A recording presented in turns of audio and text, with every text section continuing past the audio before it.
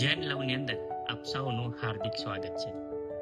આજે આપણે એક એવા પ્રકારના ટોપિક પર વાત કરવા જઈ રહ્યા છીએ જે યુવાનોની અંદર સળગતા પ્રશ્ન પણ કહી શકાય, જેમ કે ભવિષ્યની ચિંતા લઈને કે ભવિષ્યમાં મારે શું કરવું કે શું ન કરવું. અરે, મારે જીવનમાં ધંધો કરવો તો નૈતિકતાના માર્ગ પર કરવો કે અનૈતિકતાનો સહારો લેવો.